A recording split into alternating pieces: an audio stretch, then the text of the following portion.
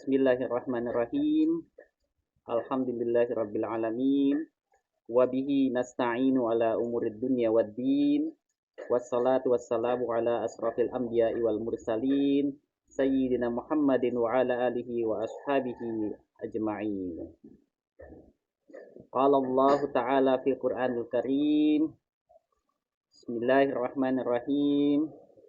Syahrul Ramadan alladzi unzila fihi al-Qur'an hudal linnas wa bayyinatin minal huda wal furqan.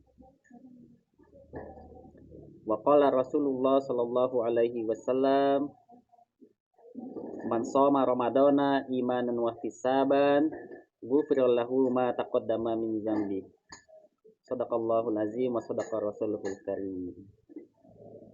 Alhamdulillah rekan-rekan semua, pagi ini kita bermuwajahah, bertemu muka secara offline di hari Jumat yang insya Allah barokah ini, Sayyidul Ayyam, penghulu hari, yakni hari Jumat dari hari-hari yang Allah telah tetapkan kepada kita sejak Ahad ya sampai Sabtu, dan penghulunya adalah hari Jumat atau Jumu'ah. Jadi setiap waktu itu ada penghulunya. Kalau hari itu penghulunya adalah, pemimpinnya adalah hari Jumat. Kalau bulan, penghulunya atau pemimpinnya adalah bulan Ramadan, yang nanti kita akan, insya Allah kita akan masuki, entah itu sehari ke depan atau 2 hari ke depan, tergantung nanti keputusan dari ulil amri, pemimpin atau pemerintah kita ya. Jadi memang saat ini mungkin masih ada beberapa perbedaan di antara umat Islam di Indonesia, namun sebagian besarnya nanti akan insya Allah mengikuti hari yang ditetapkan oleh pemerintah, karena memang ada beberapa perbedaan menetapkan awal Ramadan. Nanti kita akan bahas. Dan kita juga perlu mensyukuri nikmat yang kita rasakan saat ini, yakni adalah nikmat iman Islam ya, nikmat kelezatan iman yang saat ini masih kita rasakan. Kemudian dan tidak kalah besarnya itu nikmat sehat, nikmat yang mungkin saja saat ini bagi beberapa orang sedang dicabut nikmat sehatnya ya. Nikmat ini perlu kita syukuri dan kita isi dengan kegiatan atau hal-hal yang bermanfaat ya. Dan alhamdulillah teman-teman semua ini mengisinya dengan melangkahkan kaki di tempat yang insya Allah barokah atau mulia ini ya. Seperti sabda Nabi Muhammad Sallallahu Alaihi Wasallam yang berbunyi, majtama'a qaumun fi baitin min buyutillah yatsluna kitaballah wa yatadarasunahu bainahum illa nazalat alaihimus sakinah wa ghasyiyatuhumur rahmah wa hafatzhumul malaika wa zakarallahu fi man indah.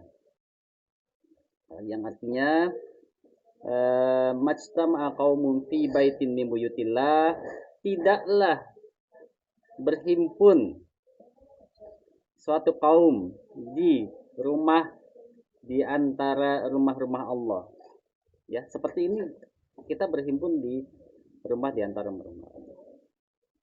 Yatsluna kitaballah, membaca kitab Allah, wa yatadarasunahu bainahum, dan mempelajari isinya sesama di antara mereka, illa nazalat alaihi musakinah, melainkan akan diberikan ketenangan di hati-hati mereka ya, hati-hati kita insyaallah. Wa ghasyiyatuhumur rahmah, diturunkan atau dicurahkan rahmah di antara kita semua. Wa hafatskumul malaika, dinaungi sayap-sayap malaikat. Wa zakarallahu fi man indah, dan disebut-sebut nama kita viral di mana? Di langit, ya. Disebut nama kita dengan bangga oleh Allah Subhanahu wa taala di antara para makhluk-makhluk mulia di sisinya. Ya. Insyaallah kita viral di langit, ya.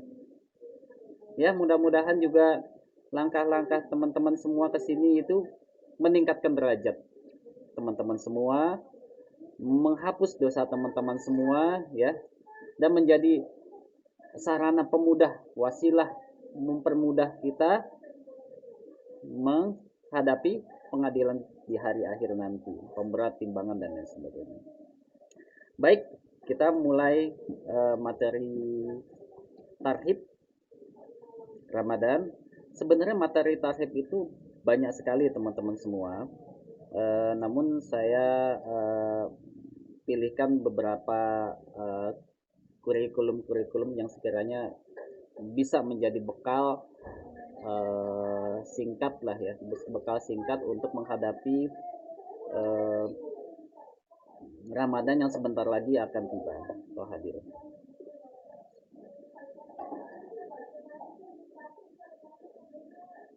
Jadi teman-teman semua, sebelumnya mungkin sekitar beberapa waktu lalu atau pada saat video live streaming minggu lalu yang saya sempat buat untuk teman-teman simak, nanti mungkin teman-teman bisa ulang lagi.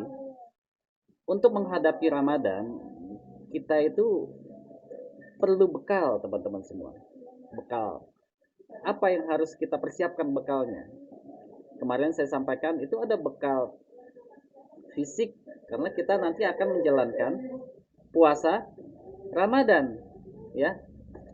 Puasa itu kalau di istilahkan itu saum. Saum itu artinya menahan lapar, menahan minum, dan menahan hal-hal yang membatalkan puasa.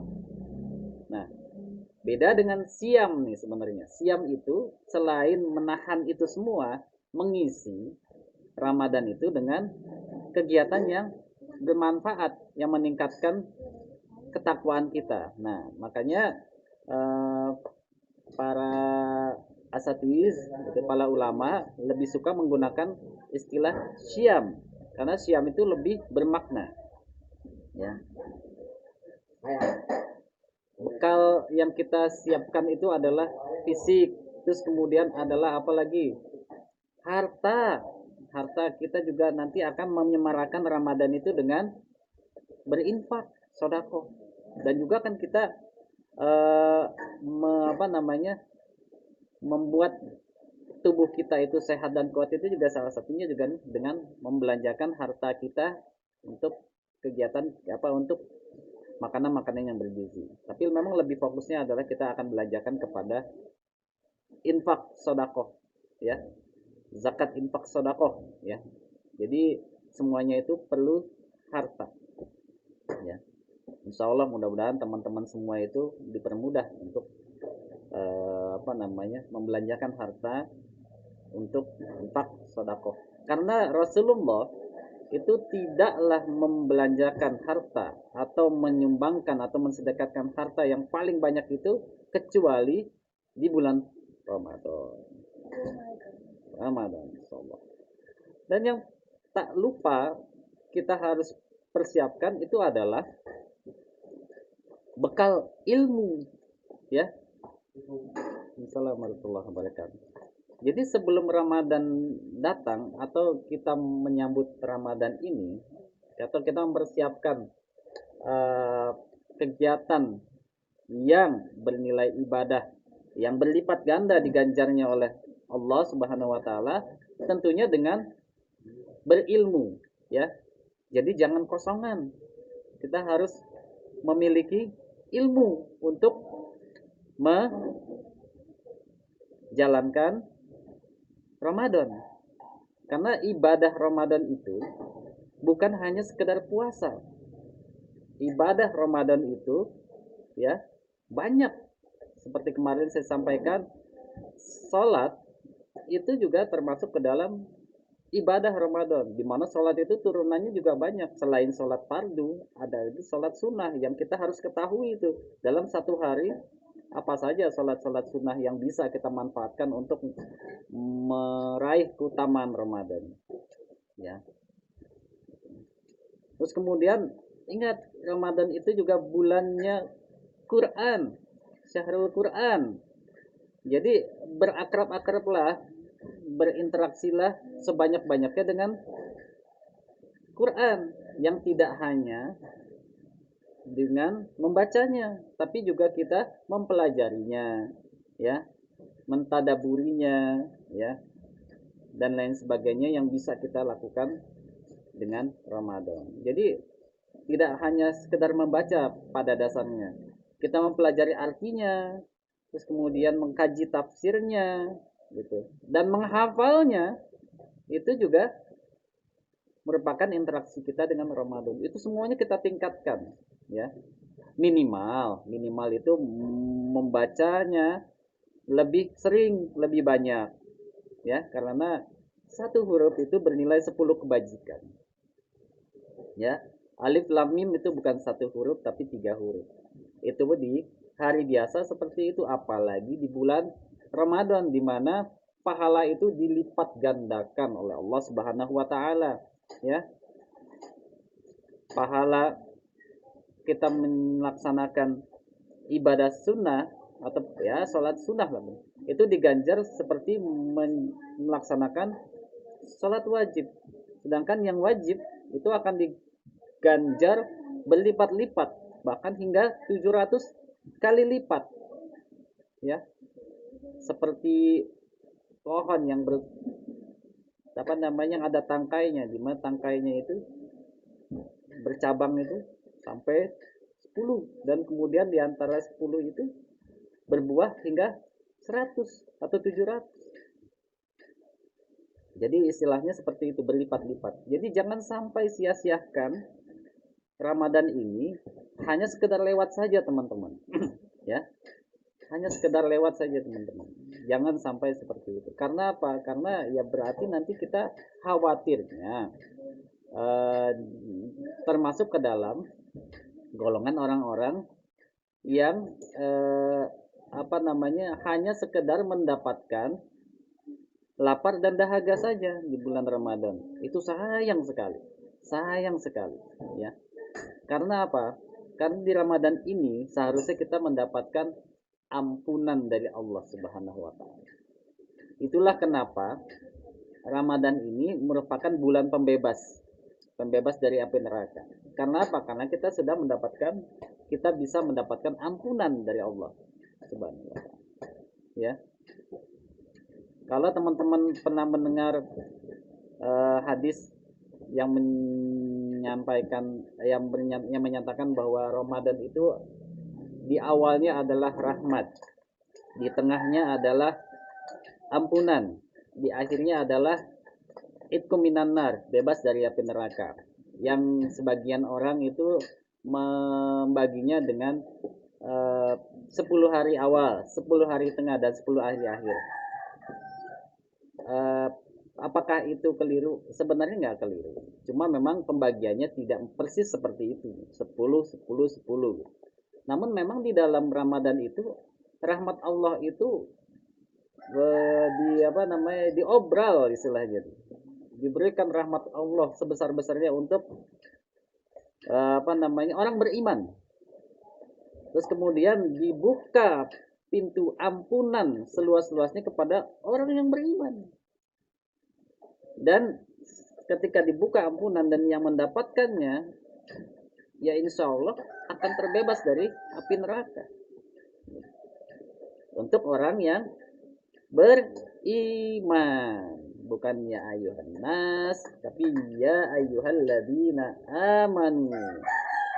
Ya, seperti yang di surat Al-Baqarah ayat 183. Ya ayyuhalladzina amanu kutiba alaikumusiyam kama kutiba alal ladzina min qablikum la'allakum tattaqun. Tujuannya adalah tattaqun. Yang dipanggil adalah ya ayyuhalladzina amanu, bukan ya ayyuhal muslimu, bukan ya ayyuhan nas, tapi ya ayyuhalladzina amanu, yang orang-orang yang beriman. Orang-orang yang beriman, dan kita memang hanya sekedar berharap bahwa kita termasuk golongan orang-orang yang beriman, ya. Iman itu tidak hanya sekedar mengucapkan syahadat saja, teman-teman. Syahadat asyhadu alla ilaha illallah wa asyhadu anna muhammadar rasulullah, itu kita masuk ke dalam muslim, gitu kan. Tapi yang beriman itu seperti apa? Beriman itu adalah orang yang membenarkan perkataannya, ya. Yang membenarkan perkataan asyhadu alla ilaha illallah wa asyhadu anna muhammadar rasulullah, benar enggak? Sudah dibuktikan perkataan tersebut. Dengan cara apa? Menjalankan perintah Allah, ikuti perintah Rasulullah, ya. Termasuk kalau Rasulullah itu yang paling gampang kita ikuti itu bagaimana cara Rasulullah.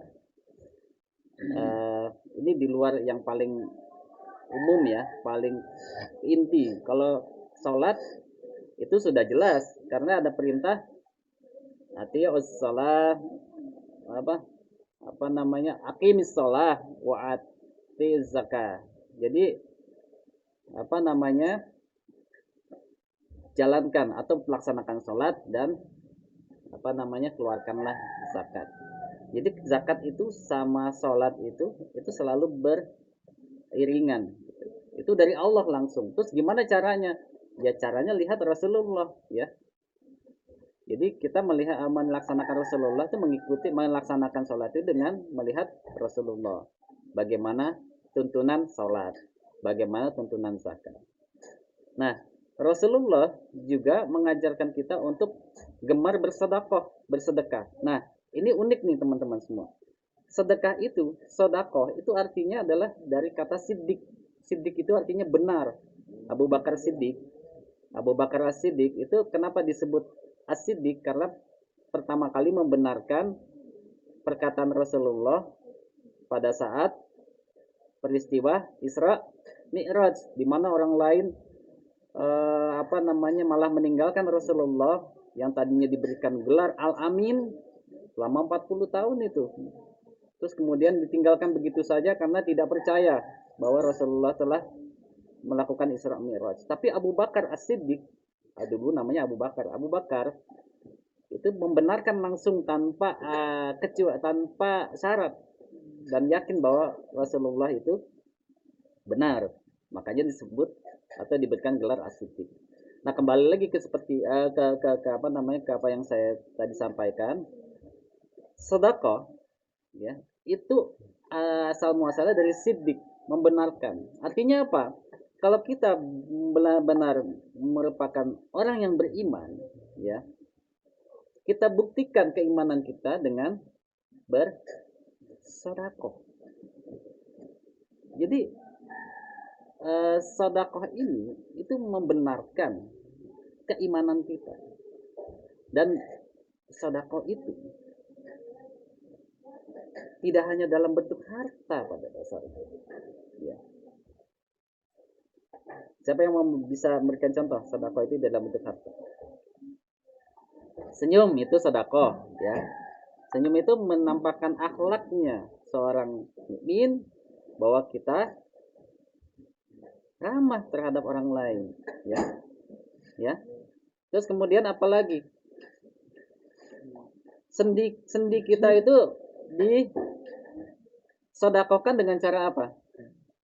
Salat duha. Itu kita bersedekah terhadap sendi kita. Siapa lagi? Banyak kalau seandainya mau dicari, ya. Cuma memang kita itu lebih sering mendengarkan sedekah itu dari segi mengeluarkan harta. Kalau mengeluarkan harta itu istilahnya ada lagi yang disebut dengan infak. Mengeluarkan harta secara ikhlas, sukarela itu infak, ya. Jadi sebenarnya ini masalah sebutan saja sih sebenarnya. Seperti yang saya sampaikan kemarin terkait dengan ada salat tarawih, ada qiyamul lail, ada salat tahajud, ya. Mungkin nanti teman-teman bisa cek di rekaman yang kemarin minggu lalu. Itu tahajud itu adalah salat setelah kita tidur, bangun, dan bangunnya diharapkan di malam hari. Kalau bisa di sepertiga malam terakhir, itu disebut tahajud. Terus kemudian karena dilakukan malam hari, itu disebut juga qiyamul lail. Qiyamul lail.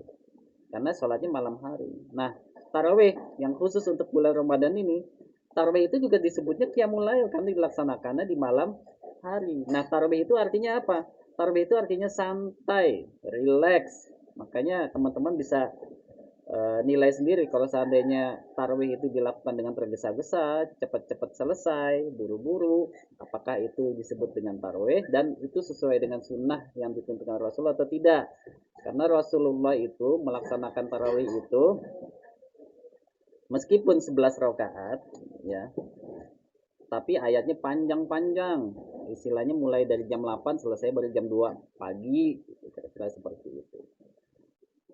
Kira-kira begitu. Dan kita sekarang masih sering meributkan jumlah rakaat. Rakaat apakah 11, apakah 23 gitu kan. Yang paling pas itu adalah semakin banyak rakaatnya lebih baik dan juga panjang atau durasi waktunya melaksanakan sholat itu semakin panjang semakin bagus gitu. Jadi yang nggak bagus itu adalah apa? Yang nggak sholat gitu. Kalau yang sholat mau 11, mau 23, monggo silahkan. Namun fokus ke perbaikan kualitas sholatnya. Oke, balik lagi ke sodakoh. Jadi teman-teman semua, saya ulang sedikit ya terkait dengan infak sodakoh dan tambahan juga zakat. Ya, kalau kaitannya dengan harta, zakat itu pengeluaran wajib. Kalau sodakoh itu pengeluarannya adalah fardu kifayah lah istilahnya. Kalau seandainya zakat itu fardu ain, memang harus kita tiap-tiap pribadi harus keluarkan. Kalau sodakoh itu seperti kita membangun masjid, sebagian yang sudah dikeluarkan atau membantu membantu kaum muslim yang kelaparan. Sebagian sudah mengeluarkan, itu sudah gugur kewajiban dari keseluruhan muslim. Ya sama kan seperti ini, seperti mengurus jenazah. Kalau infak, ini kaitannya kalau dengan harta ya. Infak itu pengeluaran yang meningkatkan derajat ketakwaan kita, kualitas ibadah kita. Jadi infak itu pada dasarnya untuk memperbaiki nilai ibadah kita yang umum gitu ya. Makanya disebutnya kalau zakat itu sodakoh wajib, infak itu sodakoh nafilah itu peningkat derajat, peninggi ya gitu. Dan ada lagi satu yang sebenarnya teman-teman bisa manfaatkan untuk beramal secara cerdas, yakni sodakoh jariyah. Jariyah itu kalau dalam harta itu adalah wakaf. Jadi kalau teman-teman berwakaf, teman-teman mewakafkan apa? Bangunan, tanah, terus kemudian uang untuk usaha yang dimana usaha itu terus berlanjut, menghasilkan terus menerus, itulah yang disebut dengan wakaf. Jadi kalau teman-teman mau cerdas atau cermat dalam menyalurkan atau menginfakkan atau mengeluarkan bagian harta teman-teman, berwakaflah.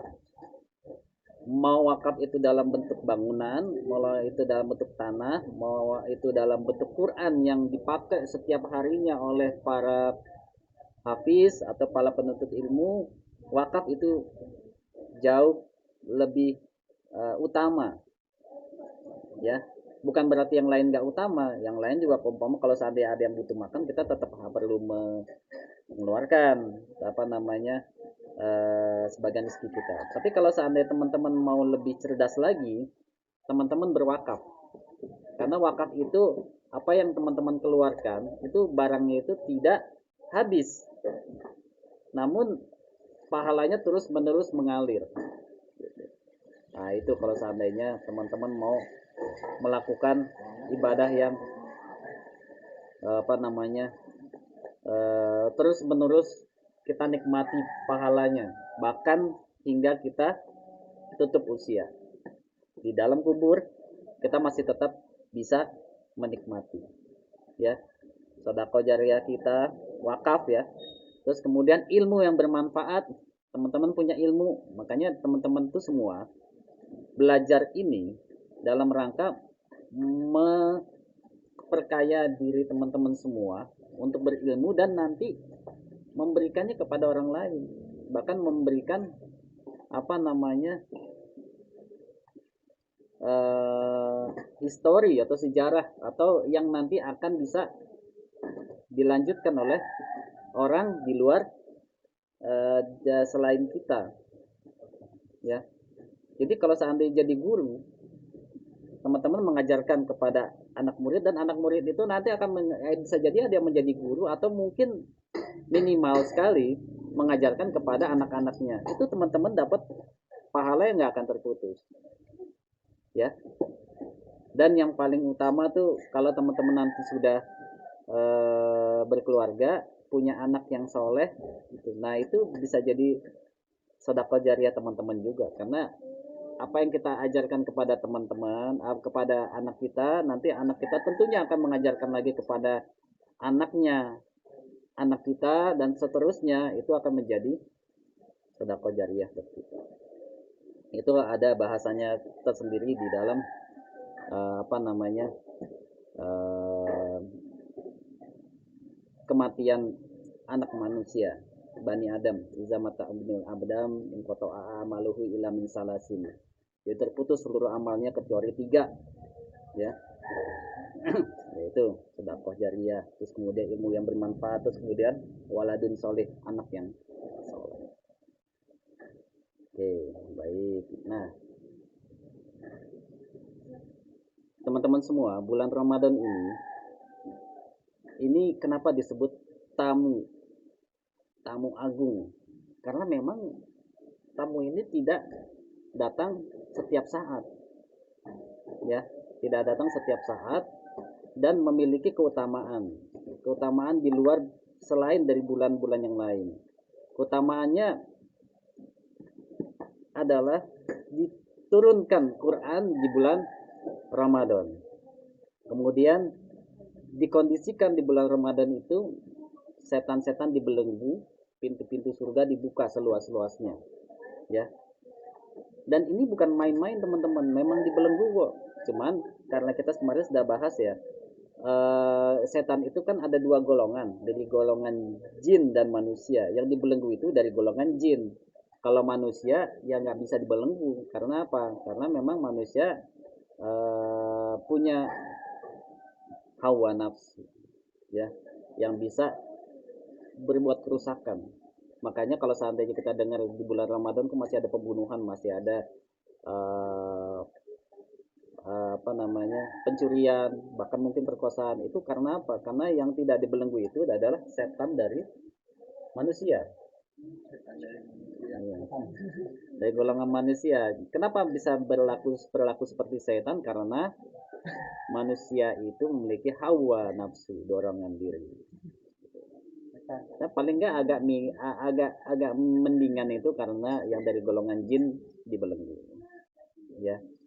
Terus kemudian terdapat malam yang penuh kemuliaan dan keberkahan, yakni Lailatul Qadar, yakni di 10 malam terakhir di bulan Ramadan. 10 malam terakhir di bulan Ramadan yang kemungkinan terbesar keluarnya atau munculnya Lailatul Qadar. Dan paling spesifik lagi adalah di malam-malam ganjil. Dari 10, kalau di malam ganjil kan berarti sisanya cuma 5. Berarti makin enak dong kita bisa memprediksi atau mengantisipasi.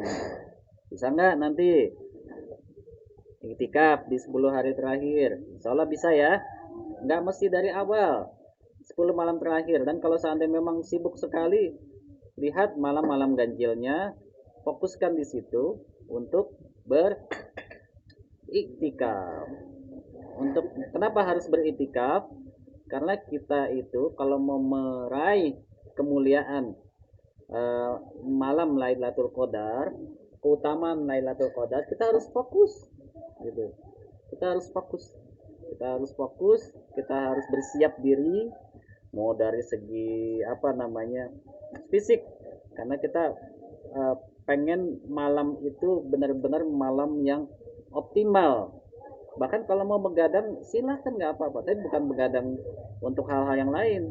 Begadang di dalam masjid itu semalaman kita isi dengan entah itu tilawah, entah itu berzikir, entah itu mau sholat terus setiap panjang malam. Bahkan sebenarnya mengkaji ilmu pun, belajar agama itu juga masih merupakan dalam lingkup mengisi malam Lailatul Qadar untuk mendapatkan keutamaannya. Jadi jangan berpikir, aduh pusing juga nih harus sholat setiap malam sepanjang malam. Aduh pusing juga harus tilawah sepanjang malam. Yang kita kenal dengan ibadah-ibadah rutin yang kita lakukan lah. Bahkan baca pelajaran atau ilmu agama itu juga bisa masuk ke dalam mengisi malam. Tapi tidak termasuk ini ya, entah itu nonton bola kah, entah itu mabar kah gitu kan, itu tidak termasuk. Jadi istilahnya yang disebut dengan killing time, tidak terkait dengan pelajaran agama ya, itu tidak termasuk dalam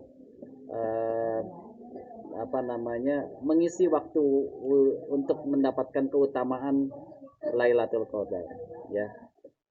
Persiapkan mulai dari sekarang ya. Mumpung kita 2 hari lagi menjelang masuk Ramadan dan 22 hari lagi ke depan untuk berhadapan menghadapi kesempatan untuk mendapatkan Lailatul Qadar. Teman-teman semua, itu butuh pengorbanan, butuh persiapan, butuh keikhlasan ya. Kenapa butuh keikhlasan juga? Karena tiap-tiap orang tuh memiliki motif atau dorongan yang berbeda gitu kan. Kadang suka kita itikaf gitu kan, ini supaya terlihat solih, atau ada seseorang yang ingin kita tuju gitu kan, entah itu baik ustadz, calon mertua, atau mungkin calon yang ingin kita bidik untuk menjadi pasangan hidup kita. Nah itu juga perlu tuh kita bersihkan mulai dari awal gitu, seperti itu teman-teman. Jadi ini sebenarnya intinya itikaf itu adalah apa teman-teman? Ini saya dapat dari beberapa kajian yang lalu dan ini memang agak jarang disampaikan. Itikaf itu sebenarnya kita itu bermesra-mesraan dengan Allah, membiasakan diri kita tuh berdua dengan Allah. Karena apa? Karena kita nanti akan mengalami hal seperti itu setelah kehidupan dunia ini. Jadi umpama kita sudah terbiasa berdua dengan Allah ya, bermesra-mesraan dengan Allah. Jadi pada saat kita nanti meninggalkan kehidupan kita yang fana ini, kita sudah tidak takut lagi, ada Allah. Jadi ya sudah berlatih gitu kan, berlatih kita sudah uh, berdua-duaan dengan Allah itu sudah pernah kita lakukan. Jadi kita tinggal mengulangi lagi kembali. Kalau seandainya memori kita yang lalu ketika kita berdoa dengan Allah itu baik dan syahdu lah, istilahnya kita mendapat kelezatan momen tersebut, niscaya teman-teman semua pada saatnya nanti kita kembali kepada Allah, kita tidak ragu dan kita tidak takut lagi, ya, karena ada Allah yang akan menemani kita. Jadi jauh-jauh ya, pada saat kita dikuburkan kita kan sendiri, ya. Pada saat dikuburkan kita hanya mengharapkan bantuan Allah Subhanahu Wa Taala. Nah itu berlatihlah mulai dari sekarang. Momennya adalah itikaf di bulan Ramadan, ya. Raih keutamaan Lailatul Qadar. Kalau teman-teman sudah terbiasa beritikaf, ya, insya Allah ke depan apapun yang terjadi, apapun yang kita hadapi, teman-teman semua semakin percaya diri. Karena apa? Karena innallaha ma'ana. Jadi sesungguhnya Allah beserta kita.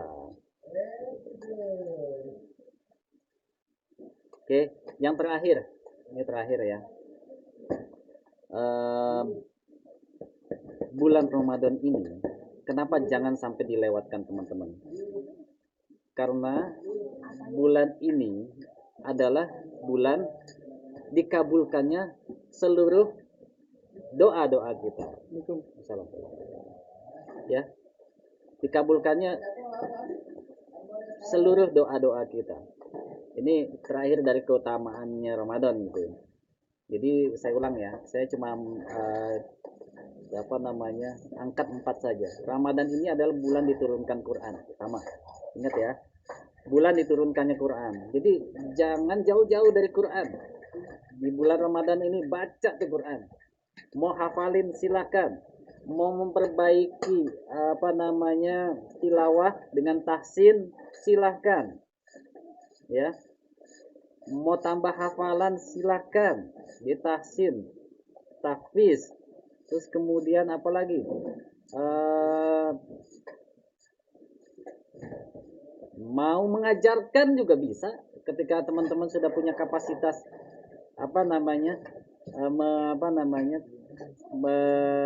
ilmu Quran yang sudah lebih baik, diajarkan ke yang lain silakan. Tapi kalau seandainya pengen benar-benar menyempurnakan, baca yang banyak, terus kemudian perbaiki bacaan, terus kemudian tambah hafalan, ya, kaji artinya, ya, baik itu terjemah maupun tafsir gitu kan. Dan kalau seandainya memang teman-teman pengen benar-benar meraih keutamaan menjadi ahlul Quran, ajarkan kepada yang lain, ya,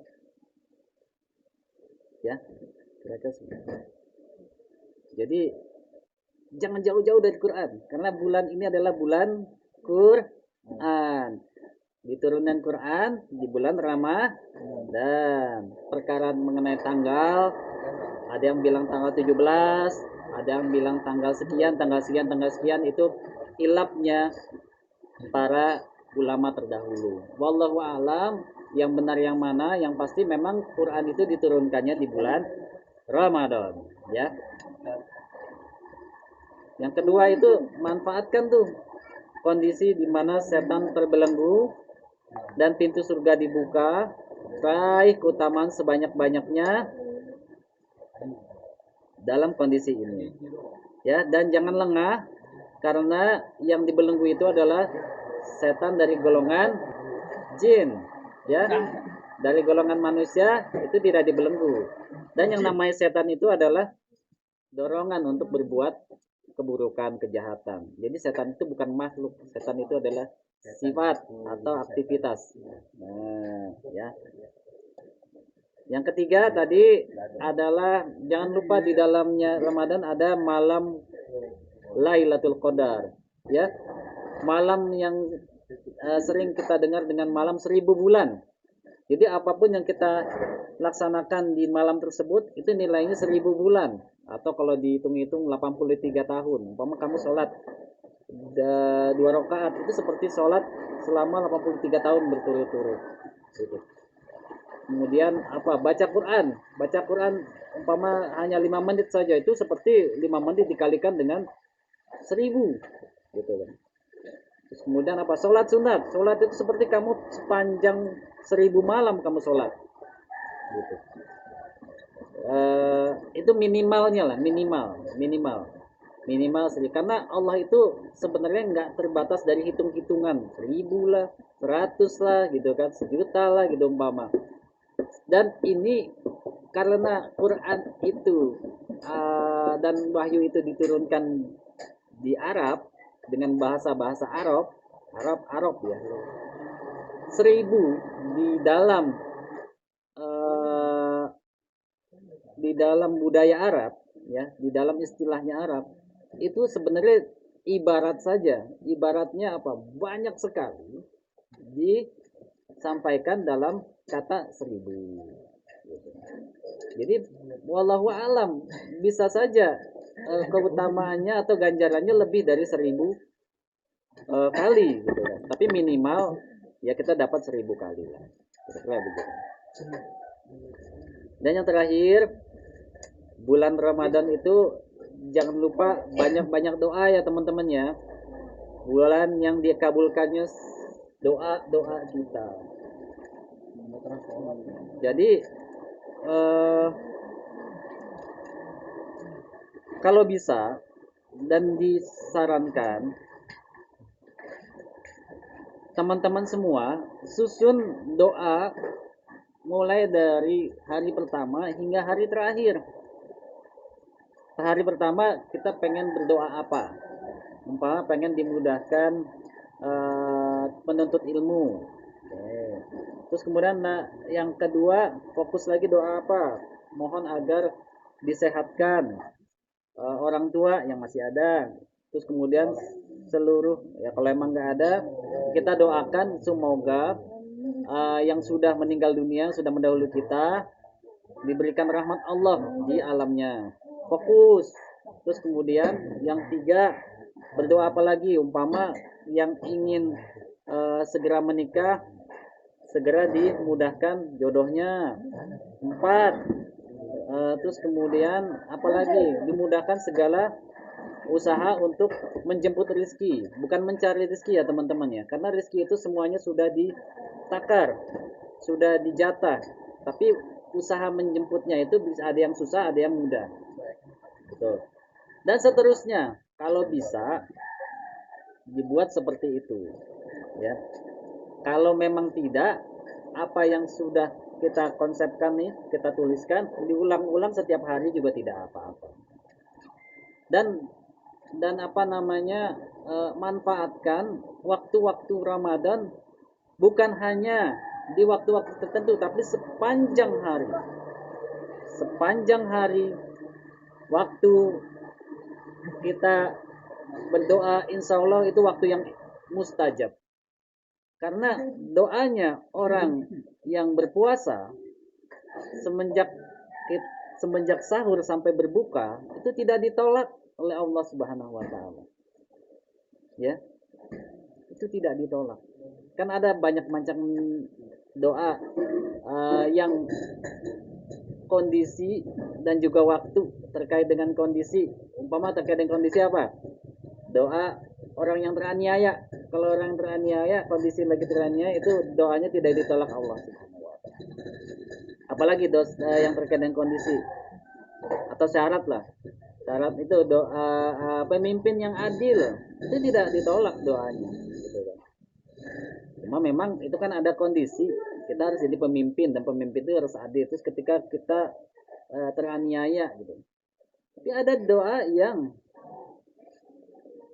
kondisi dan juga waktu melekat di situ. Yakni ini puasa. Kondisinya kita sedang berpuasa dan waktunya itu adalah di bulan Ramadan pula. Nah, jangan sampai dilewatkan oleh teman-teman semua. Jangan sampai dilewatkan oleh teman-teman semua. Ini dalilnya apa? Kita tuh perlu banyak-banyak doa dan perlu memanfaatkan bulan Ramadan ini. Ini ada kaitannya dengan kelanjutan Al-Baqarah. Al-Baqarah 183 itu kan ya ayyuhalladzina amanu kutiba alaikumusiyam dan seterusnya ya. Terus kemudian lanjutkan dengan 84, terus kemudian 85 syahrul ramadan alladzi unzila fil Qur'an. Itu kaitannya dengan puasa juga tuh. Dan dilanjutkan lagi ke 186. Wa idza sa'alaka ibani wa idza sa'alaka ibadi anni fa inni qarib ujibu da'watad da'i idza da'an falyastajibu li wal yu'minu bi la'annahum yarsudun. Dan apabila hamba-hambaku bertanya kepadamu tentang aku, maka jawablah bahwasanya aku adalah dekat. Aku mengabulkan permohonan orang yang berdoa apabila ia memohon kepadaku, maka hendaklah mereka itu memenuhi segala perintahku dan hendaklah mereka beriman kepadaku agar mereka selalu berada dalam kebenaran. Jadi memang dituntunkan selain puasa. Puasa itu menahan hawa, menahan lapar, dahaga dan hawa nafsu. Ya, sebenarnya kita juga diminta untuk berdoa.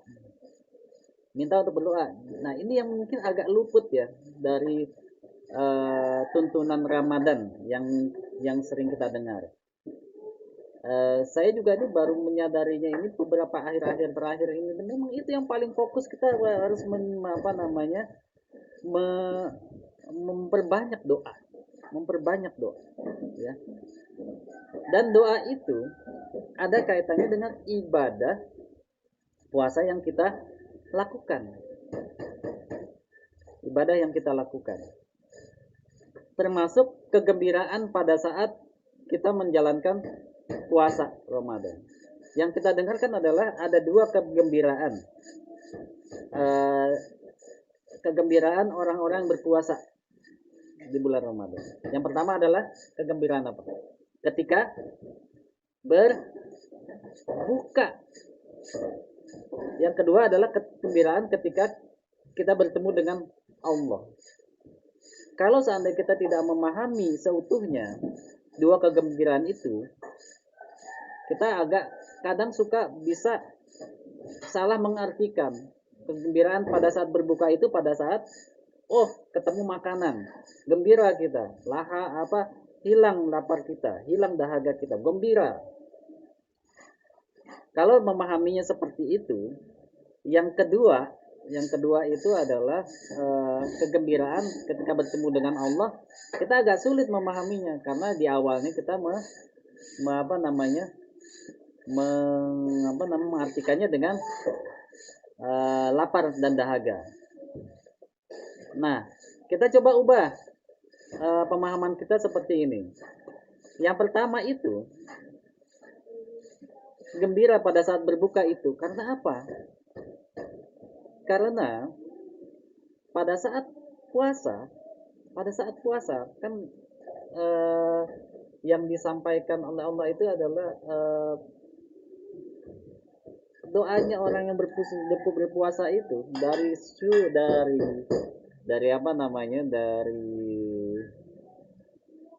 sahur sampai maghrib itu tidak tertolak. Nah, itu yang sebenarnya menjadi kegembiraan orang yang berpuasa. Jadi gembira setelah melaksanakan puasa, terus kemudian berdoa dan yakin doanya itu diterima, gembira. Itu kegembiraan orang yang berpuasa itu pada dasarnya adalah karena sudah mengisi waktu puasa itu dengan banyaknya doa yang yakin itu tidak akan ditolak oleh Allah Subhanahu wa taala.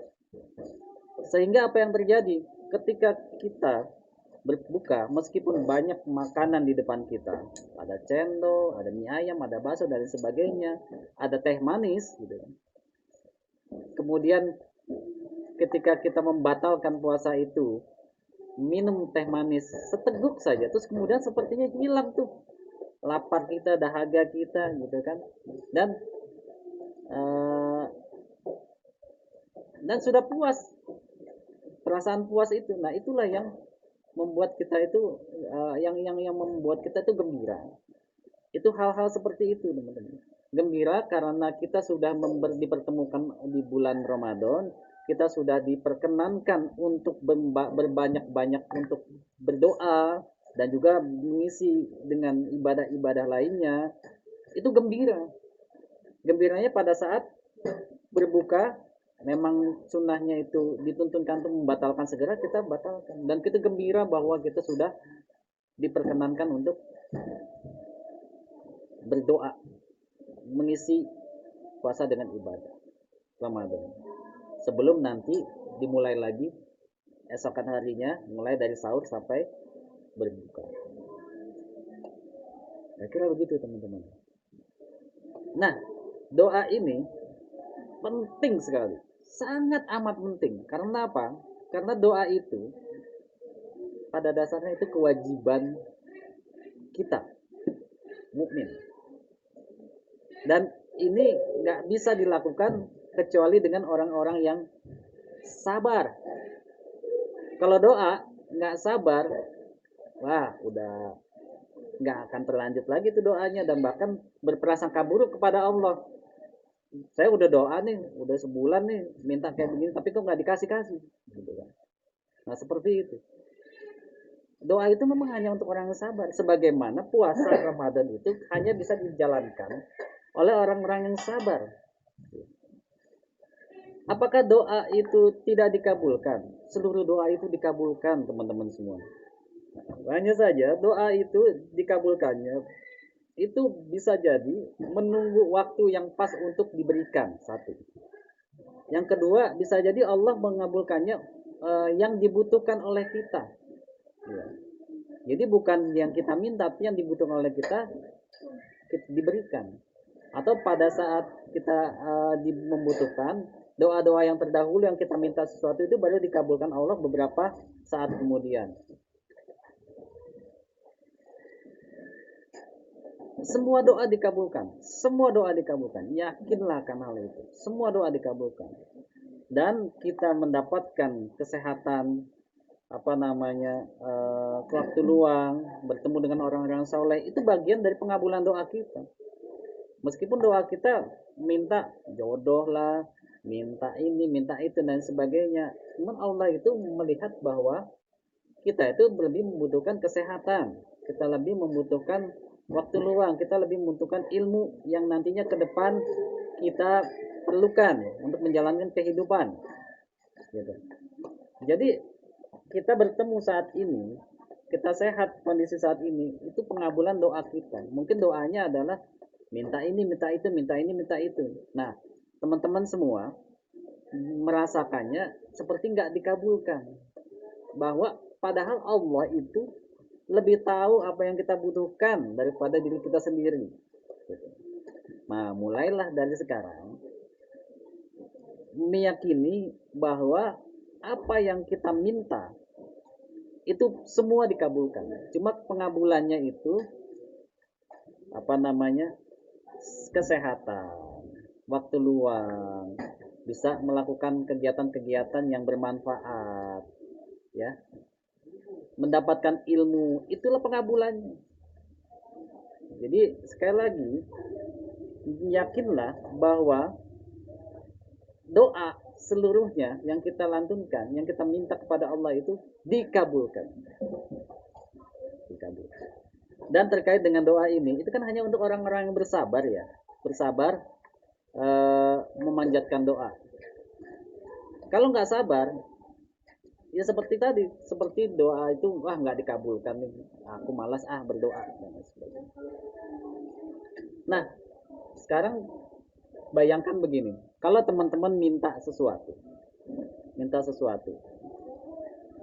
terus kemudian langsung dikabulkan. Sekarang minta, besok diberikan, umpama apa ya, taruhlah motor lah gitu kan, pengen motor, tiba-tiba besok entah dibelikan oleh abang lah, om lah, tante lah, atau bahkan dikasih orang ke kita tanpa syarat gitu kan. Apakah itu berarti hal yang baik atau hal yang utama atau hal yang membuat teman-teman semua berbahagia nanti ke depannya, atau teman-teman semua menganggap bahwa Allah itu senang sama saya gitu. Bisa iya, bisa tidak. Bisa iya, bisa tidak. Bisa iya, bisa tidak. Karena ketika kita minta sesuatu atau mengharapkan sesuatu kemudian langsung diberikan, itu belum tentu kita itu diinginkan Allah untuk senantiasa dekat-dekat dengan Allah atau bermesra-mesraan dengan Allah. Yang paling gampang ketika teman-teman semua berada di dalam satu tempat istilahnya yang didatangi oleh pengamen lah, ya teman. Kalau seandainya yang ngamen itu suaranya bagus, ya, atau suaranya jelek dulu. Kalau suaranya jelek, apa yang teman-teman lakukan? Teman-teman punya duit, gitu. Buruan ngasih dengan harapan yang aman itu buru-buru pergi. Tapi ada lagi yang pengamen yang suaranya sedep banget didengar. Umpama teman-teman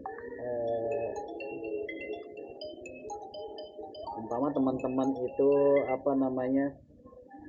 suka dengan salah satu penyanyi lah. Kalau dulu zaman-zaman lalu itu orang tua kita suka Bimbo atau Ebit lah gitu kan. Ini ada yang nyanyi nih lagi Ebit atau Bimbo. Terus seneng kita dengernya, terbuai, terlena. Kita punya duit, apakah kita langsung ngasih? Enggak. Kita tahan dulu sampai selesai itu lagu. Bahkan mungkin kita berniat untuk ngasih double, tapi minta tambah lagi. Nah, itu sebenarnya gambaran juga dengan doa-doa kita. Pada dasarnya yang memberikan ini kan Allah. Terus kemudian Allah itu apa sih yang disuka Allah dari kita? Allah itu suka hambanya memohon, mengharap, merupakan nada merdu bagi Allah itu yang Allah dengar itu seperti itulah kira-kira. Artinya apa? Artinya doa kita itu merupakan sarana kita untuk bisa bermesraan dengan Allah. Yang kita harapkan itu adalah pertama ada dua hal nih. Kalau kita pacaran, ya, ini sebenarnya pasti buat yang perempuan, pengen dikasih bunga terus kemudian langsung tinggal pergi, atau pengen dipegang tangannya, diajak jalan-jalan sampai seharian. Pengen seperti apa? Dikasih bunga terus kemudian tinggal pergi, terus atau pengen dipegang tangannya terus kemudian diajak jalan seharian. Rata-rata memilih mendingan dipegang tangannya, diajak jalan seharian daripada dikasih bunga terus tinggal pergi. Nah, itu kira-kira seperti itu juga analoginya, ya. Artinya apa? Artinya kemesraan itu perlu dicari. Jadi kalau seandainya teman-teman itu memang merasa bahwa kok doa mulu ini nggak dikabulin apa yang diminta, itu sebenarnya Allah itu justru malah pengen bermesraan dengan teman-teman semua, pengen dekat dengan teman-teman semua, dengan sarana teman-teman selantiasa memanjatkan doa kepada Allah. Jangan putus doa tersebut. Mau doa apapun minta, ya. Tapi bukan berarti hal-hal yang buruk itu nanti dikabulkan Allah, bahwa ya Allah dia tuh jahat banget sama saya tuh, tolong buat dia celaka, ya enggak begitu. Doa itu yang dikabulkan Allah itu doa yang baik-baik. Doa yang tidak hanya untuk diri kita sendiri tapi untuk orang lain. Dan yang paling utama itu ketika kita mendoakan orang lain dan orang lain itu nggak tahu bahwa itu dia didoakan oleh kita, itu paling top. Dan jangan pernah merasa rugi, karena ketika kita doakan orang lain sebenarnya itu kita sedang mendoakan diri kita sendiri. Dan bahkan kalau seandainya kita bicara mengenai ulama yang yang mengetahui hakikat ya, hakikat uh, itu merumuskan bahwa yang kita syukuri, kalau kita bicara hakikat, yang kita syukuri itu bukan pengabulan doanya. Nah ya, yang kita syukuri itu bukan pengabulan doanya, teman-teman. Ya, doa itu wajib, memang perlu kita lantunkan setiap saat bahkan. Yang kita syukuri itu bukan pengabulan doanya sebenarnya, melainkan yang kita syukuri itu adalah kesempatan kita untuk terus berdoa. Itu artinya kesempatan kita untuk terus bermesraan kepada Allah. Itu yang perlu kita syukuri. Yaitu memang makomnya tingkatannya udah tinggi. Para ulama itu yang sudah mengetahui hakikat lah, kira-kira seperti itu. Tapi kalau untuk kita, untuk tahap-tahap awal-awal kita tuh ya memang kita mengharapkan doa kita dikabulkan. Tapi kalau udah tinggi tuh makomnya, atau kita udah mengetahui hakikat, yang sebenarnya kita harus syukuri adalah kita masih berkesempatan untuk berdoa, gitu. Terus kita berdoa terus berdoa. Itu artinya apa? Kita itu dijadikan oleh Allah itu untuk dapat bermesraan kepada Allah dengan jangka waktu yang lama. Jadi jangan salah teman-teman, ketika umpama teman-teman itu merasa bahwa doa itu tidak dikabulkan, itu bukan berarti Allah itu marah kepada teman-teman semua. Justru malah Allah itu pengen berlama-lama bermesraan dengan teman-teman semua. Pengen panjang tuh waktu kemesraannya gitu. Ya. Allah suka ratapan-ratapan atau lantunan-lantunan harapan yang yang dikeluarkan oleh dari mulut hambanya itu suka, seneng gitu. Suka, seneng. Makanya jangan putus berdoa. Jangan putus berdoa. Dan itulah yang menyebabkan doa itu disebut sebagai kekuatannya mukmin. Kekuatan orang-orang yang beriman itu adalah doa. Gimana nggak kuat ketika mukmin berdoa, sedang bermesraan kepada Allah, dengan Allah, Allah bersama dia, pasti kuat. Apapun hasilnya, pasti kuat dan pasti akan membawa maslahat untuk yang berdoa. Ya. Jadi sekarang mulai coba dirubah bahwa doa itu semuanya dikabulkan, ya, dan Allah mendengarkan seluruh doa yang dilantunkan atau diucapkan oleh hambanya, dan kita manfaatkan waktu dan kondisi. Waktunya itu adalah di bulan Ramadan, kondisi itu pada saat berpuasa, kita maksimalkan ya untuk banyak-banyak berdoa. Kapan? Sepanjang hari. Dari awal sahur sampai berbuka, kita lantunkan doa. Dan bahkan pada saat berbuka, ketika kita membatalkan puasa, iftar ya, kita minum, terus jangan langsung, bahkan ini jangan langsung sholat dulu, berdoa dulu, gitu kan. Sebelumnya kan zahabat zama'u wa batalatil uruq wa sabatal ajru insyaallah, atau Allah malakasun wa bika amantu wa ala rizqata bi rahmatika ya arhamar rahimin, dan berdoa.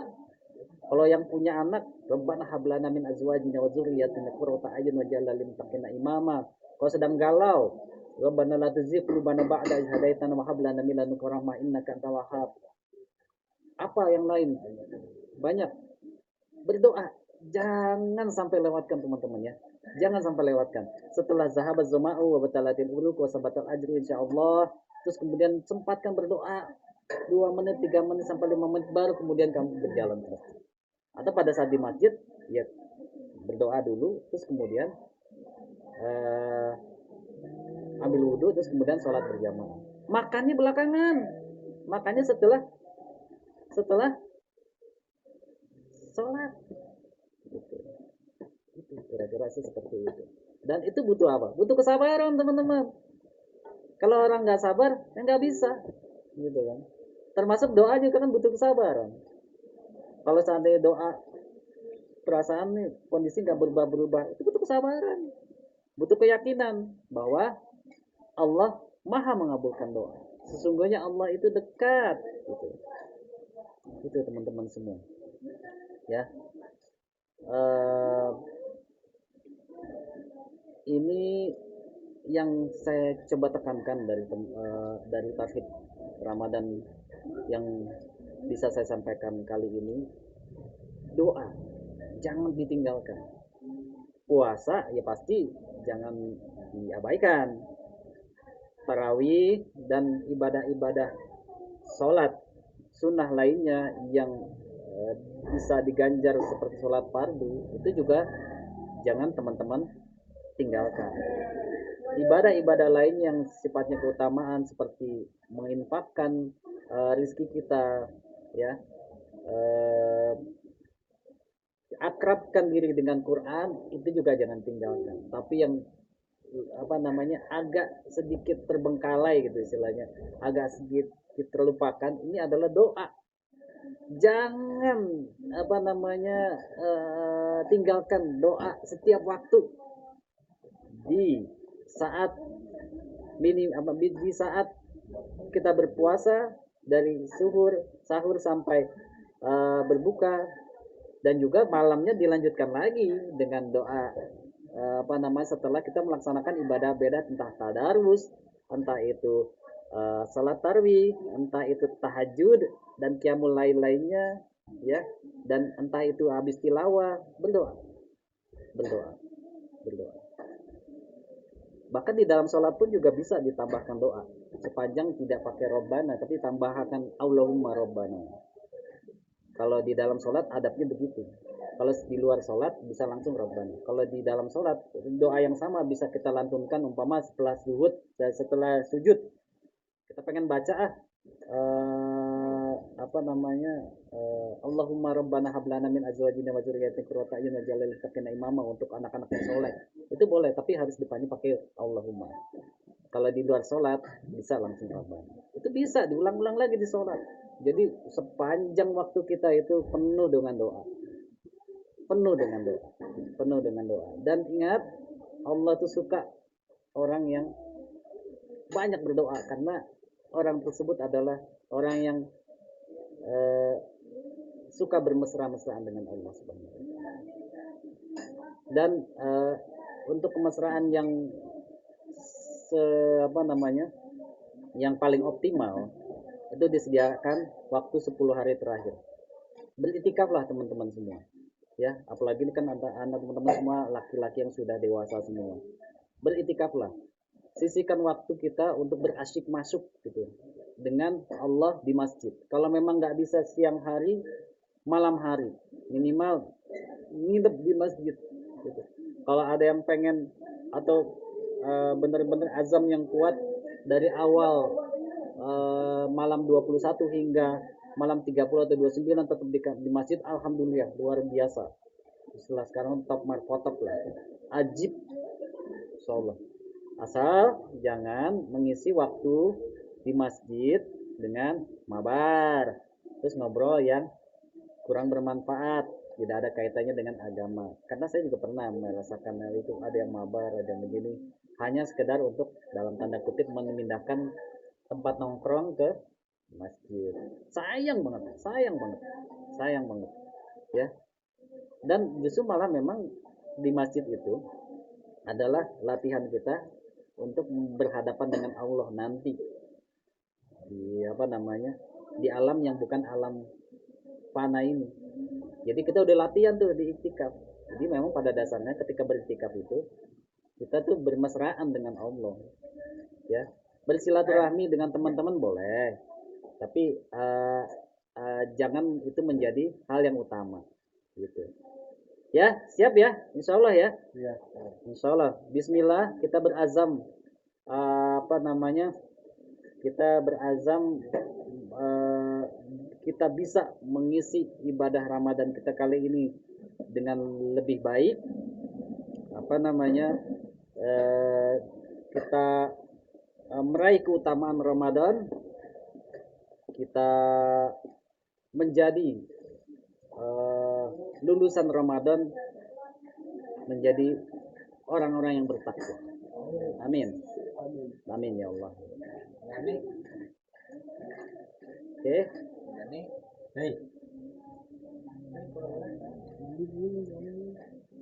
Baik, kita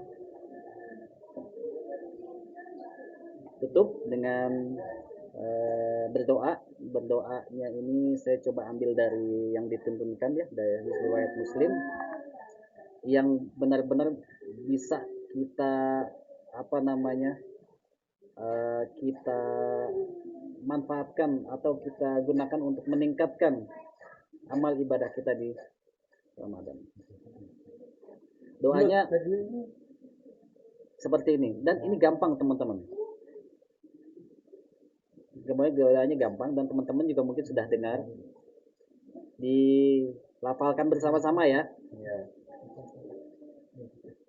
Bismillahirrahmanirrahim. Allahumma anfa'ni bima 'allamtani wa 'allimni ma yanfa'uni wa zidni ilman. Ulang lagi. Allahumma anfa'ni bima 'allamtani wa 'allimni ma yanfa'uni wa zidni ilman. Sekali lagi. Allahumma anfa'ni bima 'allamtani wa 'allimni ma yanfa'uni wa zidni ilman. Artinya, ya Allah, berikanlah manfaat kepadaku dengan apa-apa yang Engkau ajarkan kepadaku, dan ajarkanlah aku apa-apa yang bermanfaat bagiku, dan tambahkanlah ilmu kepadaku. Ya. Alhamdulillah ala kulli hal wa a'udzubillahi min ahlin nar. Ya. Alhamdulillah, semoga kita juga termasuk golongan orang yang dijauhkan dari api neraka. Baik, demikian tarhib yang bisa saya sampaikan. Dan teman-teman semua, materi untuk persiapan Ramadan itu banyak sekali. Dan ini hanya secuil sedikit, dan yang saya coba ambil, yang saya sarikan, yang mungkin bisa benar-benar teman-teman jiwai lah gitu. Yang lain-lainnya masih banyak. Umpama rukun puasa, terus kemudian cara iktikaf, terus kemudian cara sholat malam, tuntunan bersedekah, dan lain sebagainya masih banyak teman-teman. Dan saya yakin teman-teman tuh bisa download sendiri di internet. Ya, buku saku Ramadan banyak, pengantar puasa banyak. Ya. Termasuk teman-teman bila ingin mengetahui syarat-syaratnya berpuasa, bagaimana cara mengetahui puasa Ramadan itu dimulainya kapan, dan apa yang disebut dengan ru'yatul hilal, wujudul hilal, yang sekarang mungkin sedang jadi bukan perdebatan ya. Ini tiap-tiap pendapat ulama itu bisa jadi berbeda-beda ya. Jadi itu juga bisa. Wujudul hilal itu hilal itu wujud, terus tanpa perlu dilihat, cukup mengetahuinya dengan hitungan hisab, atau ru'yatul hilal, melihat benar-benar kelihatan hilal itu muncul. Itu teman-teman bisa mengetahuinya di sumber-sumber yang lain. Dan insya Allah dari selaku generasi milenial yang melek teknologi, hal-hal seperti itu insya Allah dengan izin Allah, bila teman-teman benar-benar berniat mencari ilmu, makanya tadi kita baca tuh doa tersebut.